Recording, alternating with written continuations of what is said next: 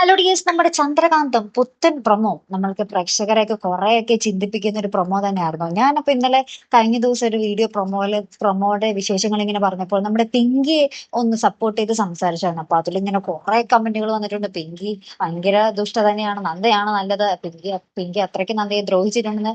ശരിയാട്ടോ, ഞാനും ചിന്തിച്ചപ്പോൾ അത് തന്നെയാണ് ശരി. പിങ്കി എത്രയോ ദ്രോഹിച്ചിരിക്കുന്നു. പിങ്കി കാരണമാണ് നന്ദയ്ക്ക് ഈ ഒരു അവസ്ഥ വന്നത് പോലും, അല്ലെ? അപ്പൊ എന്തായാലും പിങ്കി അത്രയും ദുഷ്ടത്തരം ചെയ്തതിന്റെ ആയിരിക്കാം ചിലപ്പോൾ ഇപ്പോൾ നമ്മുടെ പിങ്കി അനുഭവിച്ചുകൊണ്ടിരിക്കുന്നത്. ഇപ്പൊ കാണിക്കുന്നതും അഭിനയമാണോ എന്ന് പോലും പറയാൻ പറ്റില്ല. നമ്മുടെ പിങ്കിയുടെ കാര്യമാണ്, അല്ലേ കൂട്ടുകാരെ? അപ്പൊ എന്തായാലും നമ്മുടെ നന്ദ ചെയ്തത് തന്നെയാണ് ശരി, അല്ലെ? പിങ്കി ആ ഒരു തൊഴുകയുമായിട്ടൊക്കെ നമ്മുടെ നന്ദയുടെ മുന്നിൽ നിൽക്കുന്നൊക്കെ ഉണ്ട്. പക്ഷെ നന്ദയാണെങ്കിൽ അതൊന്നും കൂട്ടാക്കുന്നില്ല താനും. നന്ദ ഇപ്പൊ കുറച്ച് സ്ട്രോങ് ആയി. പണ്ടൊക്കെ ആയിരുന്നെങ്കിൽ നന്ദ പിങ്കി എന്തെങ്കിലും സൗമ്യമായിട്ട് പറഞ്ഞാൽ നന്ദ അപ്പൊ തന്നെ വീണാനെ. പക്ഷെ നന്ദയ്ക്ക് ഇപ്പോൾ അനുഭവങ്ങൾ നന്ദ ഇപ്പോൾ ഉറച്ച മനസ്സാക്കിയിരിക്കുകയാണ്, അല്ലെ? നന്ദ ഇനി അങ്ങനെ തന്നെ മുന്നോട്ട് പോട്ടെ. ഈ ഗൗതമിനാണ് ഇപ്പോൾ എനിക്ക് തോന്നുന്നു നട്ടലില്ലാത്തതെന്ന് തോന്നുന്നു, അല്ലെ? ഇത്രയും നാളും നന്ദയുടെ കൂടെ താമസിച്ചിട്ട് നന്ദയുടെ മനസ്സ് മനസ്സിലാക്കാൻ നമ്മുടെ ഗൗതമിന് സാധിക്കുന്നില്ല.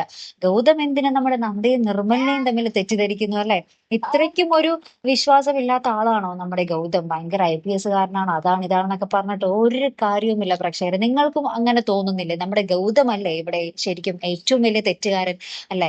നമ്മുടെ ഗൗതമാണെങ്കിൽ അന്ന് നന്ദ വീട്ടിൽ നിന്ന് ഇറങ്ങിയപ്പോൾ നമ്മുടെ ഗൗതം ഒന്ന് മനസ്സ് വെച്ചിരുന്നെങ്കിൽ അന്ന് നന്ദയും മോനും ഇപ്പോഴും നമ്മുടെ ഇന്ത്യവരത്തിൽ നിന്നാണ്. പോട്ടെ, അതൊക്കെ പോട്ടെ. ഇപ്പോൾ ദാ തിരികെ കണ്ടിട്ടും നമ്മുടെ നിർമ്മലിനെയും നമ്മുടെ നന്ദയെയും പറ്റി കഥയുണ്ടാക്കാനാണ് നമ്മുടെ ഗൗതമിന് നേരം. അല്ലാതെ നമ്മുടെ നന്ദയ്ക്ക് പറയാനുള്ളത് കേൾക്കാനോ നന്ദയോട്ട് പറയാൻ തയ്യാറുമല്ല. നന്ദയ്ക്ക് അത്രയും ദേഷ്യമുണ്ട്. കാരണം എന്ന് വെച്ചാല് കണ്ടപ്പോ തന്നെ സംശയകഥയാണ് മുന്നോട്ട് വെക്കുന്നത്. അപ്പൊ പിന്നെ നന്ദ അതിന് മറുപടി കൊടുക്കേണ്ട കാര്യവുമില്ല, അല്ലെ?